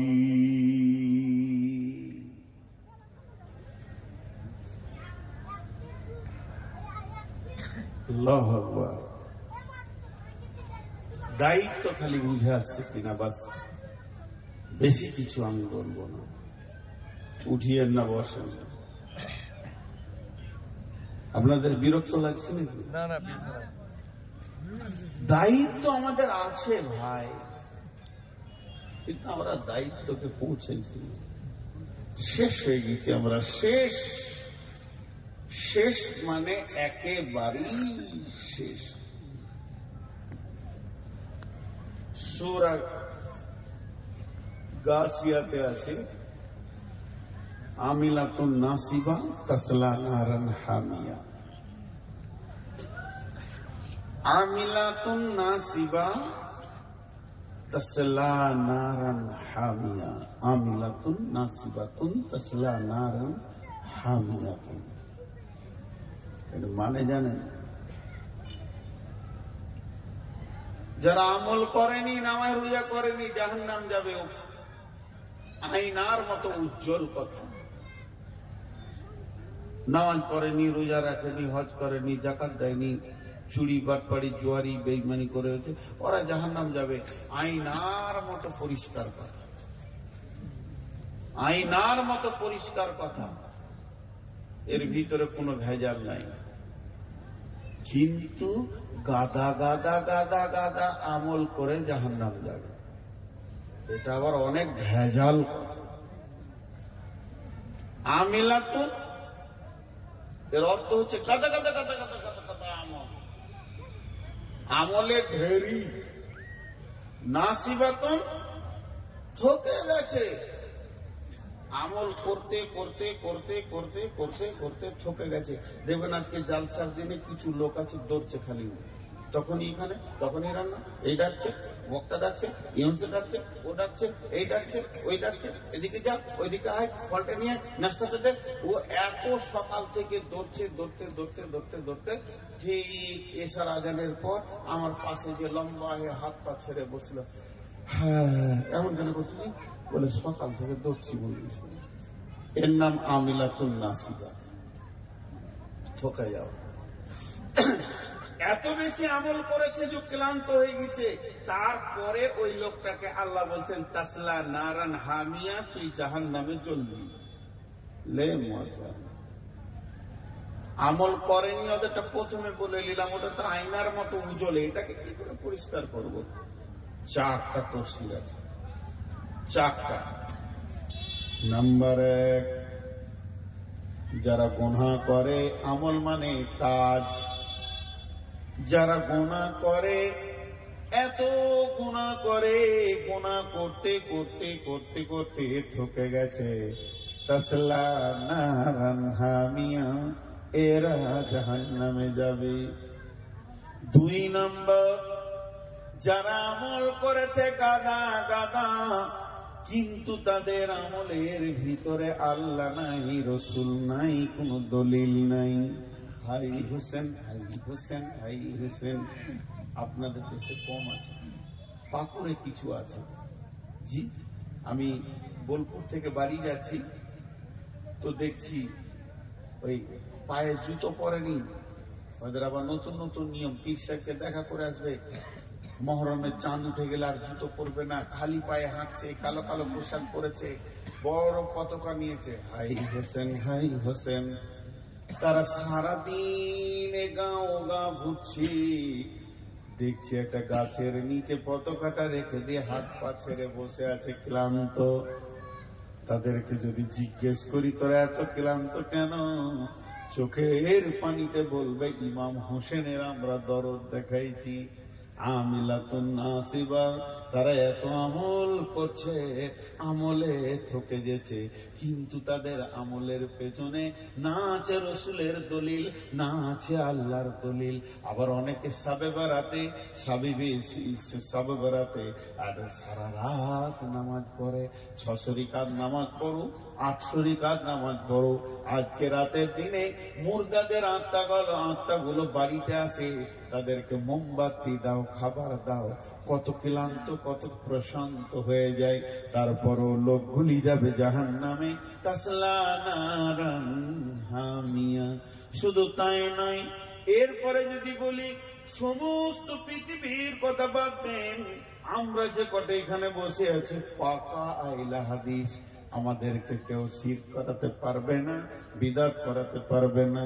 রসুল যেমন করে বলেছেন অমনি করে আমরা জিন্দেগি চালাই, 5 ওয়াক্তে নামাজ পড়ি, এতটুকু নামাজে আমাদের মধ্যে ত্রুটি নেই, রোজাতে ত্রুটি নেই, সেই হাদিসের দলিলের ওপর আমরা চলি, আমল করতে করতে ক্লান্ত। তারপরও আল্লাহ বলছেন তাসলা নারান হামিয়া, কারণ তোমার আমলের ভিতরে নিয়তের গড়বড়ানি ছিল। মান সাল্লা ইউরাই ফাকাদ আশরাকা। এবার বলি 4 নম্বর, আমার নিয়ত সহি আছে, আমার নিয়ত একদম রসুলের নিয়তের মতো নিয়ত, আমার চলা ফিরা উঠা বসা সমস্ত আমলগুলি এতটুকু ত্রুটি নেই, না কোরআন থেকে না হাদিস থেকে, ইখলাসের সঙ্গে আল্লাহকে রাজি করার উদ্দেশ্যে সমস্ত আমল করছি। এরপরও নবীজি আল্লাহ বলছেন তাসলা নারান হামিয়া, তুইও জাহান্নামে চলে যাবি। কেন? তুমি নিজে আমল করেছ, আর একজনকে তুমি বলনি। তুমি নিজে আমল করেছো সারা জীবন, পুরো 12টাই ছাড়বো। আমার নিজের 12টা তো বেঁচে আছে আগে থেকে, ও আত্মেরও 12টা বাজিয়ে দেবো। তুমি নিজের আমল করেছো, আর একজনকে বলনি। বিশ্বনবী বলেন,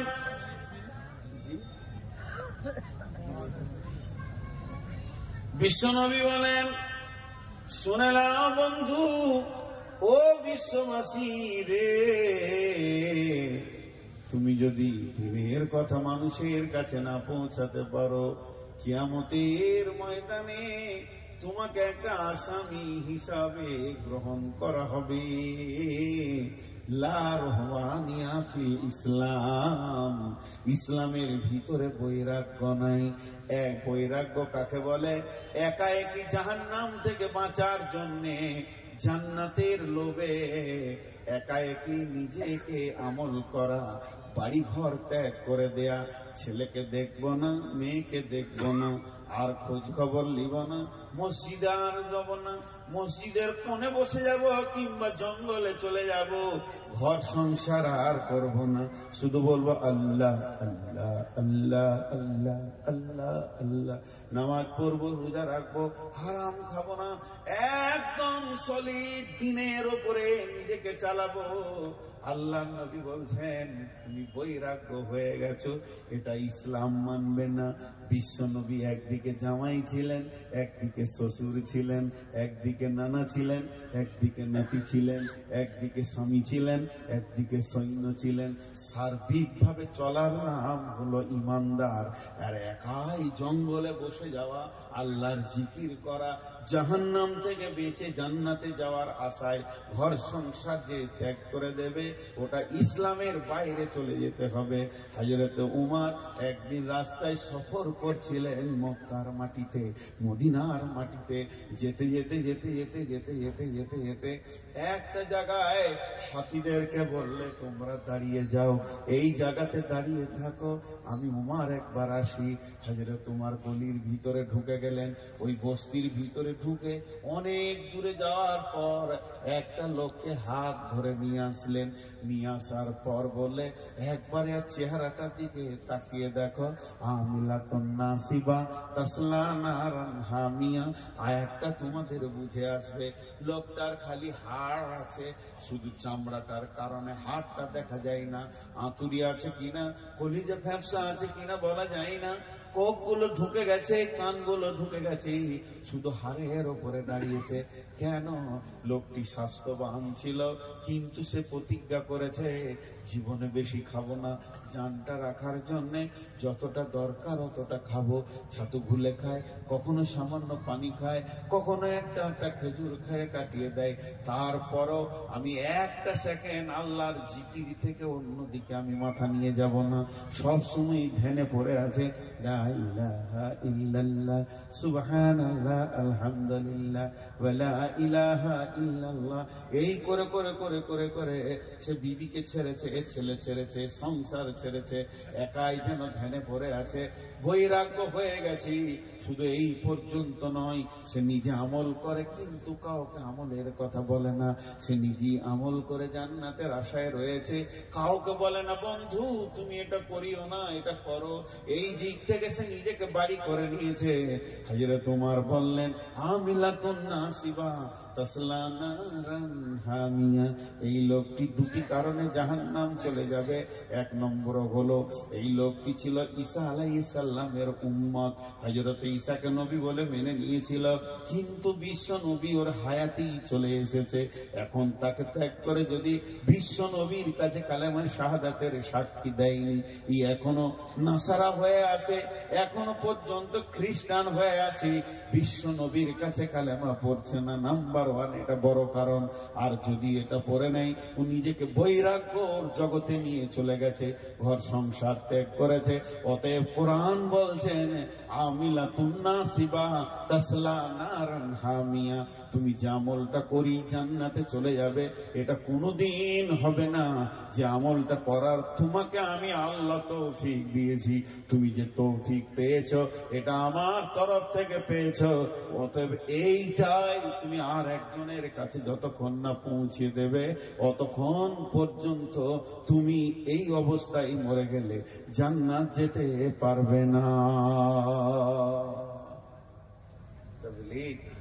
বিশ্বনবী রাষ্ট্র পরিচালনা করেছেন, বিশ্বনবী সংসার পরিচালনা করেছেন, ব্যবসা পরিচালনা করেছেন, রাজনৈতিক পরিচালনা করেছেন। তিনি ময়দানে নেমে জিহাদের ময়দানে জিহাদ করেছেন। জি, আর আমার পেছনে ঘুমন্ত লোকটা উঠিয়ে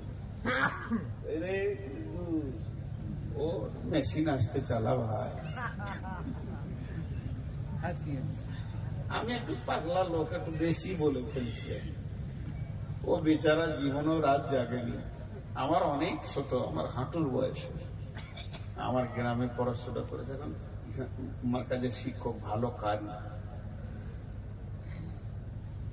কি করবে প্রতিদিন এই টাইমে ঘুমায়, নাক ডাকবে না তো কি করবে। আমার মতো কেউ আছে পাগলা যে রাত জাগে? জি ভাই, আপনাদের সামনে অনেক অনেক কথা হয়ে গেল। এবার আল্লাহর প্রাইজ কটা শুনিয়ে দিয়ে শেষ করে দিব। এই কাজ যদি কেউ করে, দিনের কাজ, চল নামাজে চল, মসজিদেতে চল, দুঃখে পাবি সান্ত্বনা রে, বক্ষে পাবি বল, ওরে মসজিদেতে চল। খালি পায়ে ধরছে লোকে।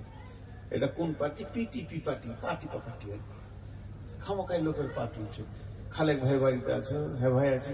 যেই বেরিয়ে না পাটা জড়িয়ে ধরে, ভাই চল নামাজে চল,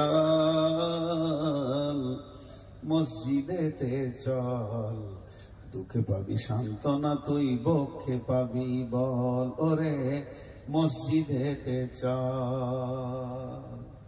মসজিদে যখন চলে গেল, তখন যে নিয়ে গেছে ওর কাজ হবে, আল্লাহ আমি তোমার গোলামকে এনে দিয়েছি, এবার তুমি খালি বেঁধে লাও, কাজটা তোমার। ইন্নাকা লা তাহদি মান আহবাবতা ওয়ালাকিন্নাল্লাহ ইয়াহদি মান ইয়াশা। যে মসজিদে চলে যাবে, একটা বেনামাজি মসজিদে চলে যাবে, তার থেকে যার কথাই যাবে ওর বিপদ আরো বেশি। ও যদি একবার মনে মনে করে নেয় আমি ছিলাম বলি তো নামাজি বলি, তো নিজেই ফুটে গেল, নিজেই ফুটে গেল, দুম করে ফুটে গেল, জিন্দেগির সমস্ত আমল চলে গেল। ওকে বলতে হবে, মাবুদ তোমার গোলাম গোলামি করেছে, বাকি কাজটা তোমার, আমি তো খালি গোলামি করতে জানি, আর তো কিছু জানি। আপনাদের বিরক্ত লাগছে? লাগে। তো ওকে নিজে মসজিদে ভরে দিল।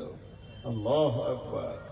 এবার আল্লাহকে বলতে, আল্লাহ তুমি বেঁধে নাও, তোমার গোলামকে তুমি আপন করে নাও। হেদায়েতের মালিক তো আমি নই মাবুদ, তুমি আমাকে ভালোবেসে হেদায়েত দিয়েছো, তাই আমি পেয়েছি, নাহলে আমি পেতাম। এই বললে আল্লাহর কাছে কাঁদতে হবে। আল্লাহ কি বলছেন? আ'যামু দারাজাতান ইনদাল্লাহ ওয়া উলাইকা হুমুল ফাইজুন ইবাশশিরুহুম রাব্বুহুম বিরাহমাতিন মিনহু ওয়া রিজওয়ানিন ওয়া জান্নাতিন লাহুম ফিহা নাঈমুম মুকিম। পাঁচখানা আল্লাহ উপকার, আর যদি কেউ ঠিক মতো তবলিগ করে তা আল্লাহ পাঁচখানা প্রাইজ দেবেন। প্রথম নম্বর দেবেন, আল্লাহর কাছে তার সম্মান বেড়ে যাবে। কার কাছে সম্মান বাড়বে? আল্লাহর কাছে। কিরকম সম্মান বাড়বে? হ্যাঁ, আমরা তো ভারতবর্ষের মানুষ, বাংলাদেশে না হলে এগুলো বলি না, কিন্তু ইন্ডিয়ায় বলবো। এই দেশে আমার ব্যালট আছে, আছে না নেই? আমার একটা ব্যালট আছে না নেই? তা আমি যে কোনো পার্টিকে ভালোবাসতে পারি, পারি কি পারি না? তো এখন কেউ যদি সিপিএমের মেহনত করে এলাকায় সিপিএমের এমপি আনে, কেউ যদি তৃণমূলের এমপি আনে, কেউ যদি কংগ্রেসের এমপি আনে, তা সেই তার কাছে তার সম্মান বাড়বে কি বাড়বে না? যার এখানকার এমপি কি তৃণমূল, তো তৃণমূলের এমপি যখনই এসে গেছে তখন মমতা বলছে তুই আমার লোক, চলে আয়, তোর থাকার জায়গা, প্লেন ফ্রি, ট্রেন ফ্রি, ছেলে মেয়ে নিয়ে থাকবি খাবি, প্রাইভেট টিউশনি ফ্রি, গাড়ি ফ্রি, ড্রাইভার ফ্রি। কেন গো? শুধু পার্টিটাকে জমিয়ে দিয়েছে তাই। আল্লাহ বলছেন একবার ভেবে দেখ, সামান্য দুনিয়ার বাদশা যদি তোকে এত সম্মান দিতে পারে, তাহলে যখন তুই আমার দিনের কাজ করবি রে, আমি রব তোর জন্য পুলসেরাত ফ্রি করে তোর 7 গোষ্ঠীকে জান্নাতে পৌঁছে দিব। আমি তোকে কত ইজ্জত দিব, আমার কাছে ইজ্জত বাড়বে। আ'যামু দারাজাতান ইনদাল্লাহি, আল্লাহর কাছে সম্মান বেড়ে যাওয়া মানে আমার একটা লোকের কাছে সম্মান আছে, সে মিশনের মালিক, তার কাছে আমার যথেষ্ট সম্মান। ওই মিশনে ভর্তি নেই 20,000 টাকা। আপনি বলছেন মোল সাহেব বলে দেন, আব্দুল সালাম এর ভর্তি ফিটা নিল না, কারণ আমার সঙ্গে তার সম্মান আছে, আমি তাকে দেখি, সে আমাকে দেখে। আমার রব কঠিন কিয়ামতের মাঠে ওই যারা দিনের দায়ী হবে, মানুষের দরজায় দরজায় ঘুরে মসজিদে এনে হাজির করে দেবে, তাদেরকে এই সম্মানটা আল্লাহ দান করবে। এক যুগে ফেসবুক হয়ে গেছে, আমরা তখন অনেক ছোট ছিলাম, আমি মনে হয় যেন ক্লাস 4-এ পড়ি কি 5-এ, কত ছোট ছেলে বলছে কলকাতা ট্রেন ফ্রি। বুঝতে পেরেছেন? ট্রেন ফ্রি, আবার কলকাতারে 3 বন্ধুতে চুক্তি করেছি কলকাতা যাও, ট্রেন ফ্রি, তো কলকাতা গেলে মনে হয় কলকাতার রংটা চেঞ্জ হয়ে যাবে। তখন ছোট তো বুঝতাম না, চলে গেছিলাম, আবার চলে এসেছিলাম। তো তখন কলকাতা ফ্রি করে দিয়েছে, যত পশ্চিমবঙ্গের ট্রেন আছে সব ফ্রি, কলকাতা তৃণমূলের মিটিং। এক খাপা চলে গেছে ধুলিয়ান রতন করে, ওর হুঁশি কম। আসার সময় ও 26 নম্বর প্ল্যাটফর্মে ট্রেনে চেপেছে সোজা বোম্বাই। ও কত নম্বরে যে 16 নম্বরের পর আর চাপা যাবে না ওই ঘাটে যে বোম্বাই রুট ওর জানা নাই, চেপে নিয়েছে। 3 দিন পর কেরলে ঘুরে বেড়াচ্ছে আর খালি কাঁদছে আর চোখের পানি পেয়েছে, ভাষাও বুঝতে পারে না। এখন এদিকে বুড়া মা, বুড়ি বাপ, মা বাপ এদের বয়স 70-80, কিছু করার ক্ষমতা নাই, লাঠি নিয়ে ঘুরে। 4টা বেটা 2টো বেটি, ছোটটাই হারিয়েছে, জামিরুল হারিয়ে গেছে, এনামুল আর পেয়েছে। তো বাকি 3টে বেটা ব্যবসা বাণিজ্য করছে, ঘরেই আছে। তো মা আর বাপ বিন বিন করে কাঁদছে। তখন বলছে আব্দুল সালাম, কি মা, এনামুলের খবরটা নিলি? বকি না রে, এনামুল এনামুল এনামুল, তোর খালি এক কেজি আপেল দিয়েছি, খা বুড়া বুড়া। আজ আপেলটা ফেলারও লাই, তা বলে কি চোখের পানিটা যাবে? একবার বলেন যাবে? 2 নম্বর বেটাটা দোকান থেকে আসছে, তখন বলছে খবিরুল, এনামুলের খবর পেলি? আজকে 27 দিন হলো রে বাবা। বকিস না গে, একই কথা। এই খা ওই খা। বেটিরা চলে এসছে শাড়ি কাপড় নিয়ে, মাকে দুঃখের সময় দেখে। এরা দুজনে কি আলাদা জালসা করতে, আপনারা দুজনে আলাদা করতে, চোখের সামনে এরকম করলে ভাবছি কেমন লাগবে মনটা, বলেন? আপনারাই বলেন, আপনাকে যদি এই জায়গাটা দিয়ে আর আমরা দুইজন যদি এরকম করি তো কেমন লাগবে আপনার দিলটা, বলেন? এটা কত নম্বর পাগলা হলে হয়? চোখের সামনে, পেছনে বলে তাও ভালো যে বক্তাটা ভালো নয়, বলছে বলছে এবার চোখের সামনেই বলছে, কত সহ্য করবো বা। তো কোন মতেই চোখের পানি মা বাপের বন্ধ হচ্ছে না। কথা বল, মা বাপের চোখের পানি বন্ধ হবে? কেরলে ও কানতে কানতে একটা চায়ের দোকানে ঘুর ঘুর করছে, আর পয়সা নাই, যদি কেউ দেয় তা খাবে। এক মুরগিকে বলছে কোথা বাড়ি রে তোর রে, ওরে সুবহান আল্লাহ, 2 মাস পর বাংলা শুনেছি, কলিজাটা ঠান্ডা হয়ে গেছে। আমার বাড়ি ধুলিয়ান রতনপুর। বলছে আমারও বাড়ি রে, তুই আমাকে চিনিস না? তুই খলিল হাজির বেটা লাস? হ্যাঁ। কি করেছিল রে? জানটা আরো বড় হয়েছে। তুই জানিস না রতনপুর স্টেশনের পাশে আমার বাড়ি? গরিব মানুষের তো বাপ, এই ট্রেনে ভিক্ষা করতে করতে এত দূরে এসেছি। আমার সার্ভিস কম হয়, আমার চাকরির রাস্তা বহুত দূর, আবার ভিক্ষা করতে করতে যাব। গভর্নমেন্ট সার্ভিস নয়, নন গভর্নমেন্ট সার্ভিস। মাশাআল্লাহ টাকা পয়সা ভালোই হয়। তো এক কাজ কর, চ আমার সঙ্গে। ওকে উঠিয়ে নিলে, এই ট্রেনে এখানে বসবি, উঠবি না, এদেরতে তোকে কেক দিলাম আর রুটি দিলাম, খা, পানি আছে খা। আমি গোটা ট্রেনটা একবার সার্ভিসটা করে দিই। শুরু করলে ভিক্ষা করতে। এই করতে করতে করতে করতে ওকে ধুলিয়ান স্টেশনে নামিয়ে নিয়ে চলে এসেছে। বলেন মা বাপের দিলটা কেমন হবে? কথা বলে না?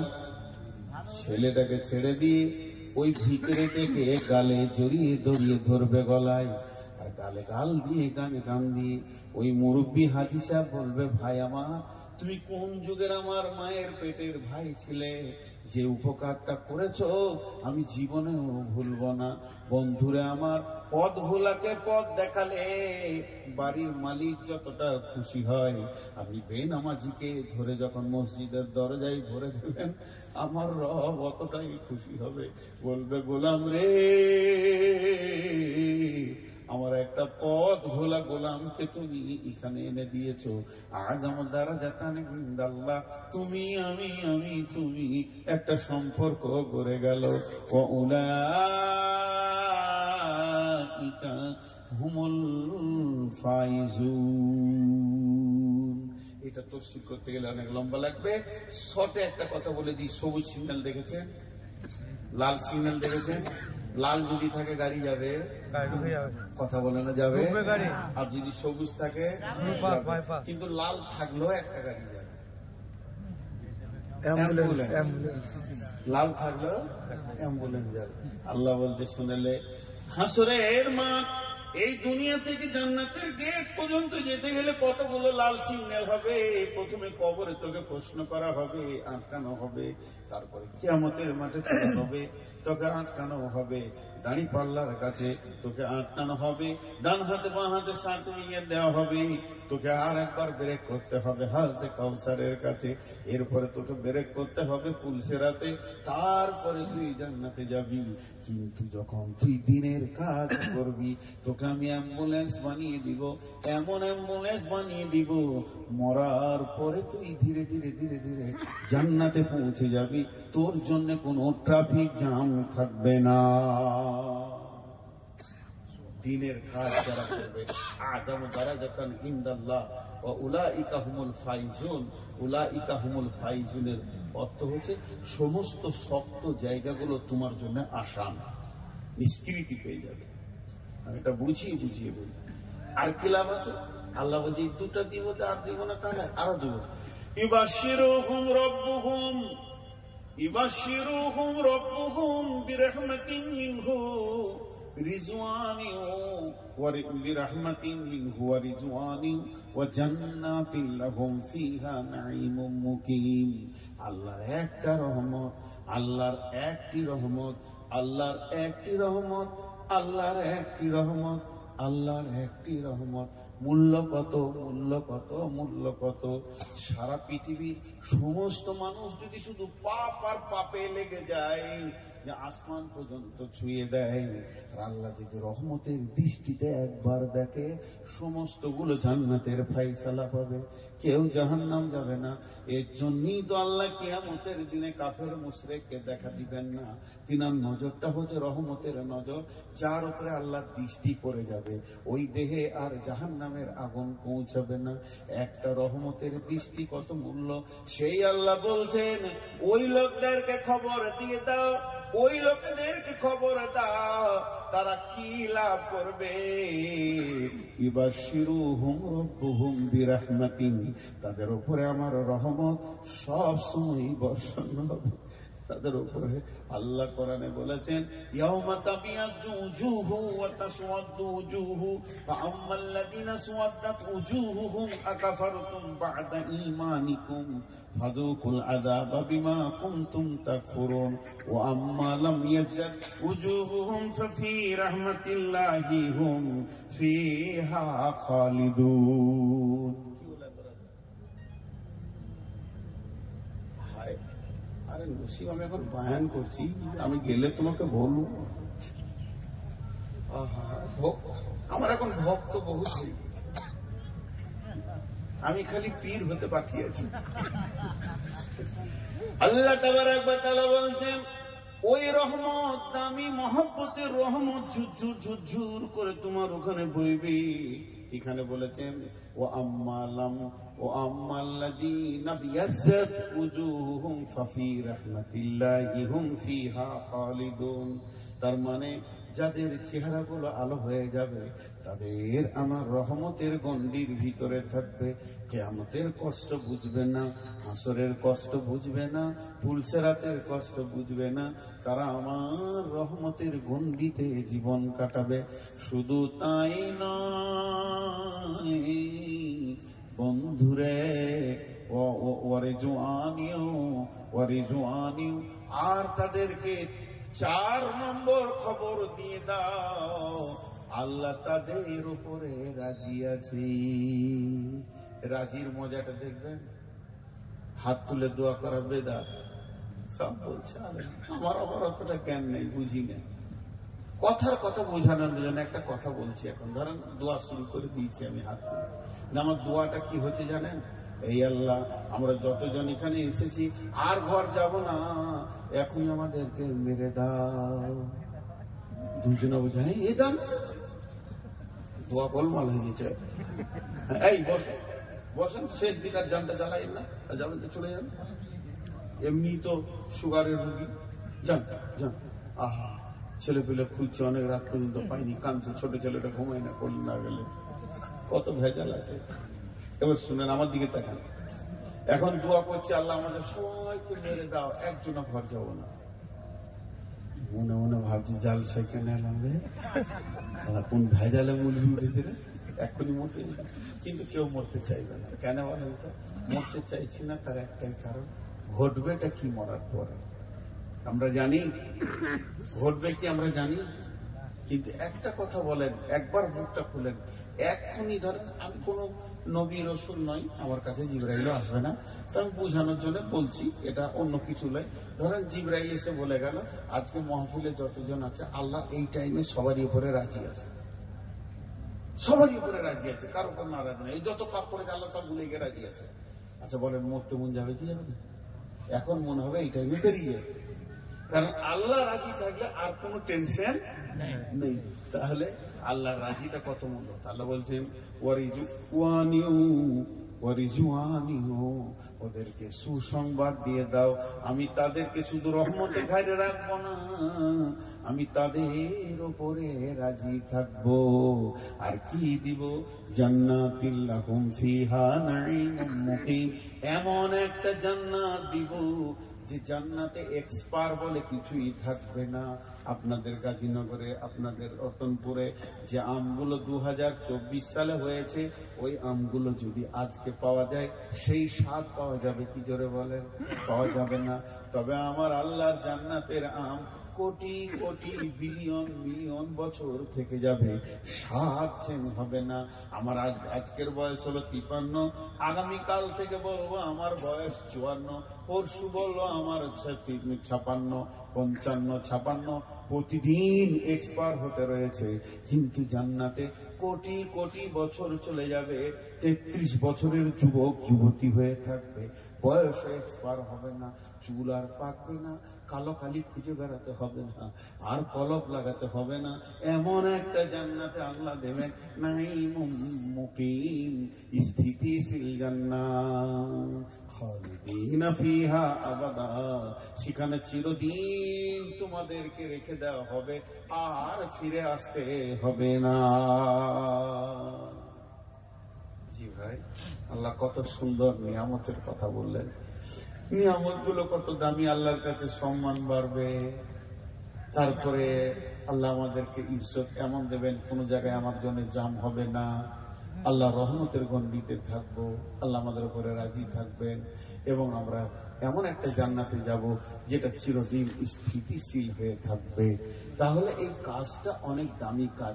আজকে যে যুবকরা তাবলিগি জালসা করেছে বলি, শুধু তাবলিগকেই কেন্দ্র করে আমি কথাগুলো বললাম, কারণ এই কাজটা অনেক বড় কাজ, তাবলিগি কাজ। তো এটা তো হলো শুধু মাহফিলের কথা, কিন্তু এখন আমি কালেকশন করব, টাকা পয়সা নয়, টাকা পয়সা নয়, কালেকশন করব 3টে জিনিস, 4টে জিনিস কালেকশন করব। আবার 4টে, বসেন বসেন বসেন বসেন বসেন বসেন, 4 মিনিট লাগবে। ওটা এমনি বললাম রে ভাই, সব কথা ধরিস না, মাথায় ঘুষ কখন কি বলেছি। তো 4টা জিনিস কালেকশন করব, 4 মিনিট লাগবে। আগামী 1 মাস পর রোজা, সবাই রোজা রাখবো ইনশাআল্লাহ। ইনশাআল্লাহ রোজা রাখবো। 3 জন হাত তুলেছে, বাকি কটা হাত পকেটে রেখেছে। আল্লাহকে খুশি করার জন্য হৃদয় থেকে মহব্বতের সঙ্গে হাত তুলি, রোজা রাখবো ইনশাআল্লাহ। হাত নামাজ।